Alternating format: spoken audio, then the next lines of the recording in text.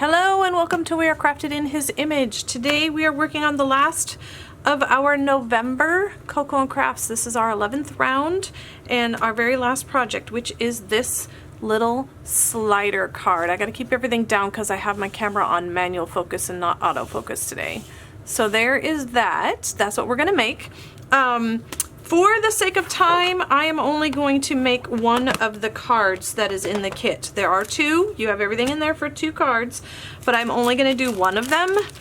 That way, it won't be too long of a video. So I'm going to go ahead and divide this up into two groups so that I can set aside. This one has our stuff in it, so I'm going to keep that one. And then there is two of that piece, two of this piece, two of this piece, and you've got one of these. So this set I'm going to put aside. This, I think the only thing in here is there is a scrap piece. This one we're going to use for stamping our penguin on, and then there should be 2 feet. Yep. Here, there they are. 2 little white feet. I'm going to put them on my little tray so that I don't lose them. Okay, so let's get started with our stamping that we need to do for this project. And the first thing we're going to stamp is the background on here. Now this piece here, it is a standard half sheet, but it is not scored at the normal 4 1/4. It's actually scored at 4 inches and then 8 inches. And again, I'll put all of this on the blog, but then you'll also see that there is a slit cut in here. And I did that by, I don't know, can I get this where you can see the bottom of it? I sat it in here at, what is that, 1.5? That's 1.5 inches across. I put my blade at the 12-inch mark and I went up to the 7.5-inch mark. So I just slid it across there. Basically, I gave myself a 1/2 inch on either side, and it is 1.5 inches from the edge. So that's your slit. And you're gonna need that. So I'm gonna set, actually we gotta do our stamping on this. This is the front, so I'm going to fold this out of the way because I don't want to get snowflakes on the back of it. I'm going to grab my little paper here, and I mounted most of my stamps already, but let's see, I need my snowflakes. We're going to start with those, and basically we're just going to put some snowflakes around this top half of the cards. Now if you're doing both of your cards, do the snowflakes on both cards at the same time, just like we always do when we're doing these projects. I am going to 1st generation and 2nd generation stamp so that we get a variety of shades of snowflakes here.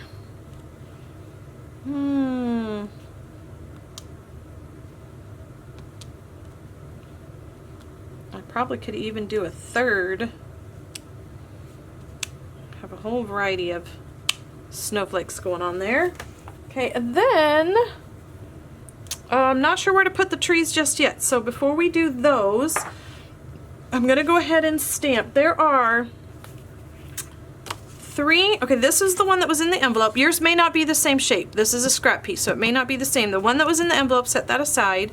But then you have these 3. One has a hole punched in it, and these 2 are very similar in size. One's slightly shorter.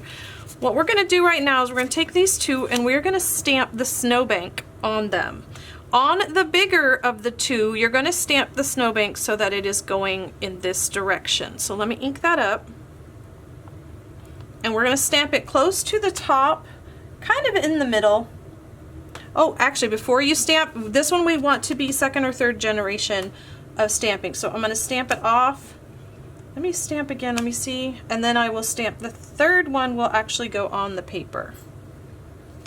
So you get just a light shade of that green. You don't want it really dark. So that one's going to go that direction, but then this one, we're going to do the same thing, but we're going to flip it over. Get some ink on there, stamp it twice, and then stamp again on your paper near the top. Alright, so there's that. Then what we want to do is get our paper snips, and we need to fussy cut this a little bit. We're just going to go right along the top of that snowbank. There you go. And then do the same thing on this one. Actually, I can move this out of the way, I think. Don't need that anymore. Same thing here. We're gonna go right along the top of our snowbank.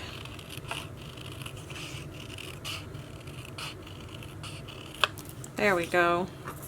So now to figure out where to put our trees, I'm going to take this one, the larger of the two, and there is a score line right down here. I want to set this on the bottom of that score line, and that shows me where our trees are going to go. So let me grab my tree here,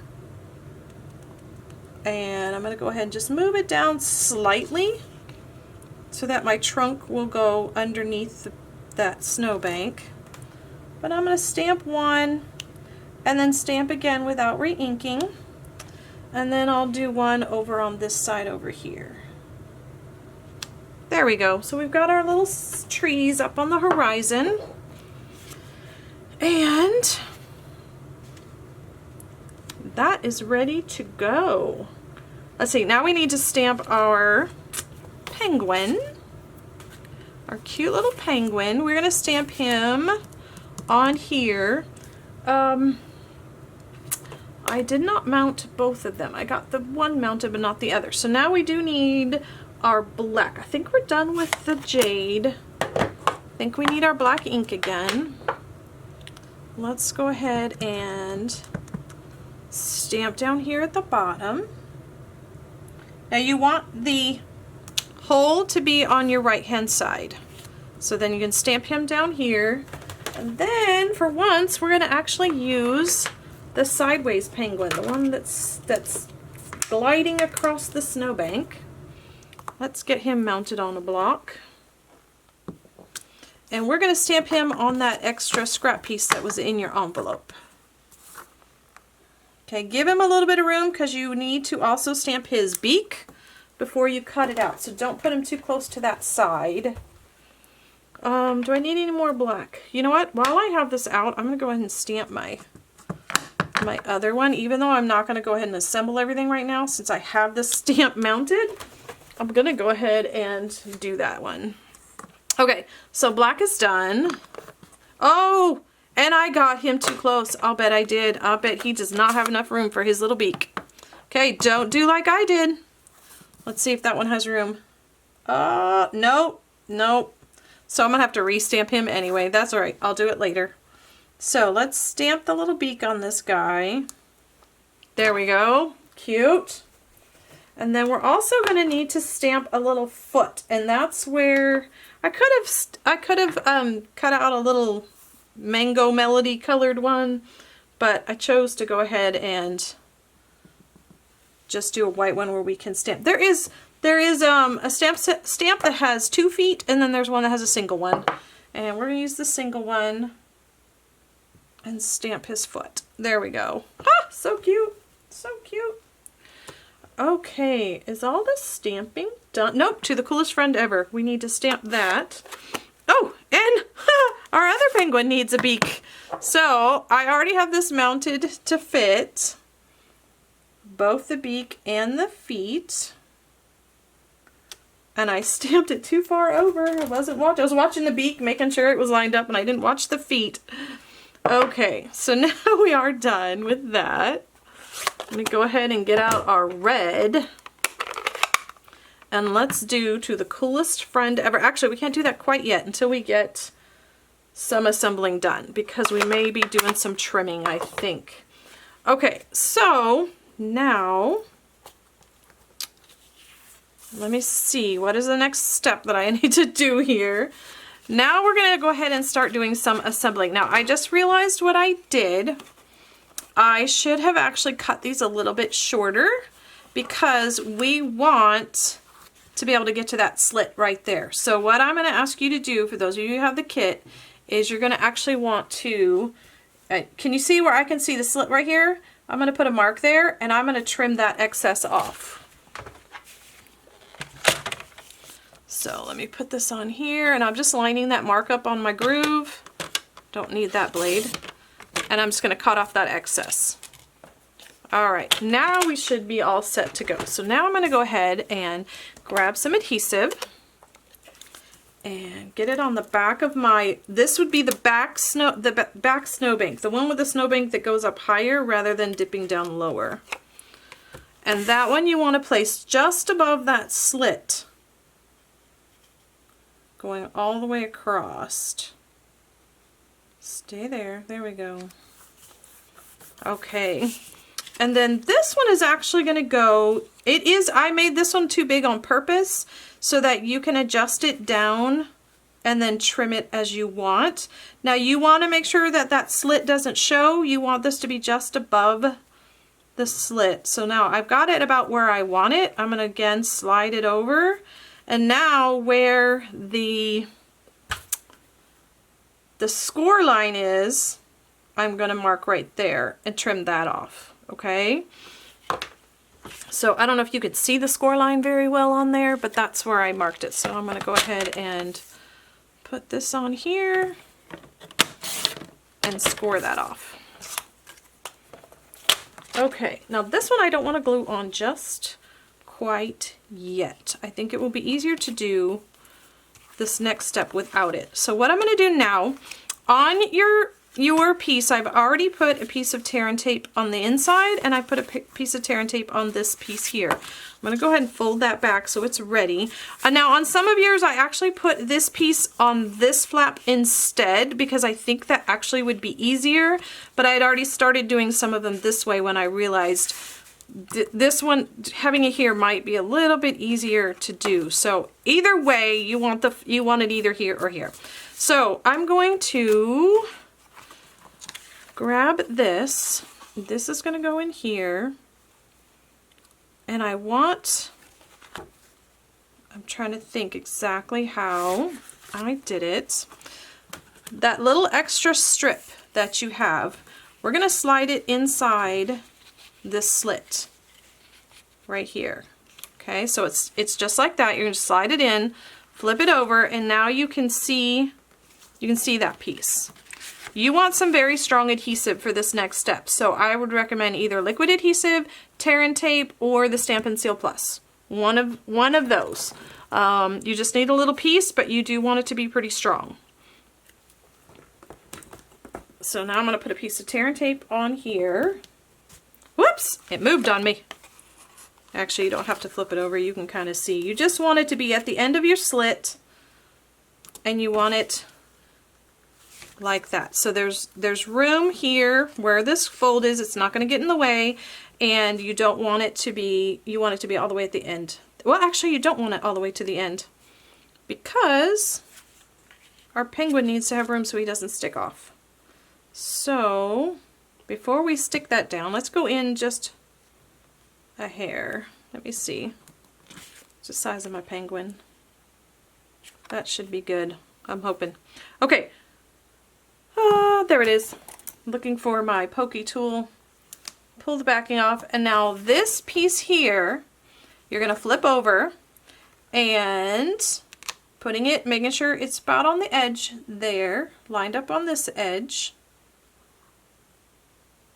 in the middle of the two score lines, and then set it down and let it grab that slit or that strip of paper. So now when you grab this, look, that strip of paper is going to slide along there. So now we can go ahead and put the rest of this part together. Let's go ahead and pull the backing off of this piece here. Fold this up. Pull the backing off of this piece. And then if yours is like mine, you might want to use your pokey tool to hold that flat. And then close this up on those. There we go. Now our insert is ready to go. Yay! Okay, let's get our little penguin guy cut out really quick. And I apologize, I'm kind of, when I do these, I have to think them through, like what was step by step, what was the order that I did it then? And then to remember it again, make sure I don't get it out of order. Sometimes I do get them out of order when I'm actually originally designing it, and then you realize, okay, there's a better way to do this. So then when it comes time to actually teach it on camera, you have to remember, okay, what was the best technique? What was the easiest way to do it? All right, we'll get my little guy cut out here.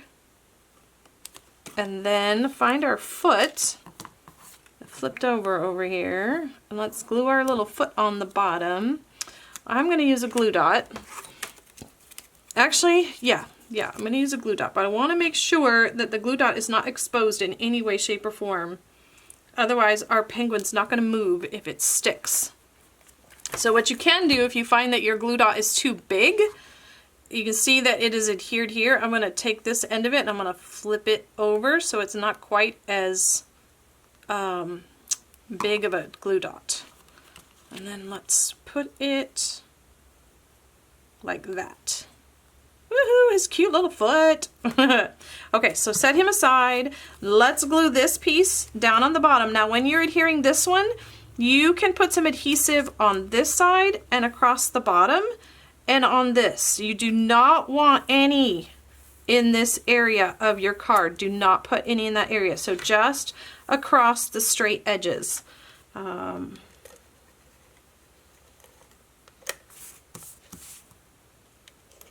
Oops. And this one. So just on those three edges. We'll go ahead and stick this down.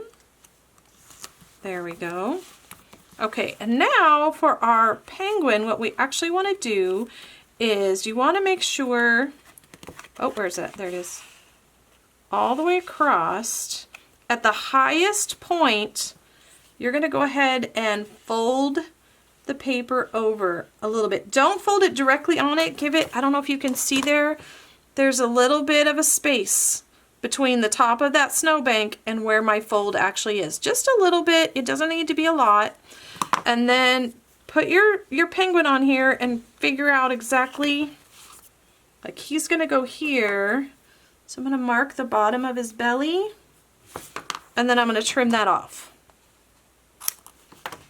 And now again, using a super strong adhesive, either liquid or tear and tape. I'm doing tear and tape just for the purpose. I would normally just use adhesive, our liquid tape for this, but for, I don't want to sit here and hold it and make sure it's dry. And now let's stick our penguin on. He's so cute. Okay, now in order to make it easier for them to slide this, you've got a ribbon. Go ahead and cut it in half. Okay, fold it in half.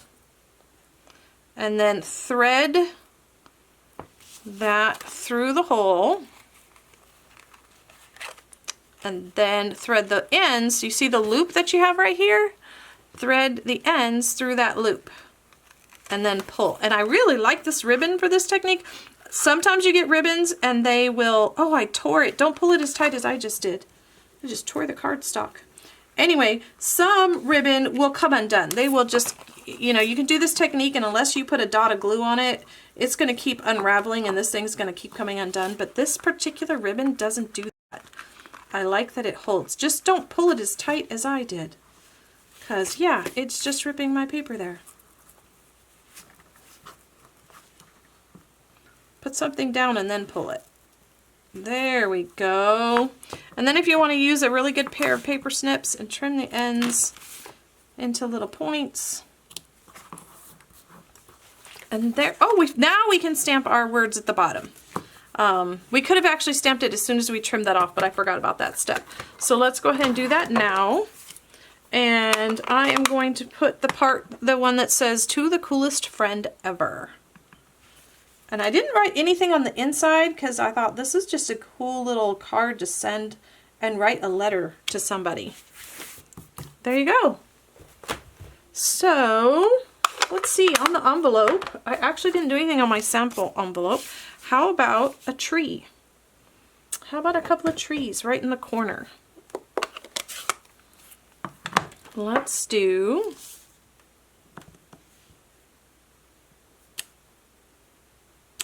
just like that. I like it. I like it. Okay. I think we are finished with this card. I hope it didn't take as long since I didn't do 2 of them. I just did the 1. But how fun is this to have this little guy moving? I love it. So there you go. This is our last project for this month. I really hope I'm able to get back and do Coco and Crafts in the month of December. But of course, December is already super busy. And at the time of my recording of this, the plan is for my daughter and grandson to come visit. And I have a granddaughter that will be due beginning of December, so life in our house might be a little bit hectic. So I'm not guaranteeing I will be back for a Coco and Crafts for December, but I'm really hoping to. But just in case, if I don't, you all have a great holiday season. And until the next time we do, God's love and blessings to you. Bye.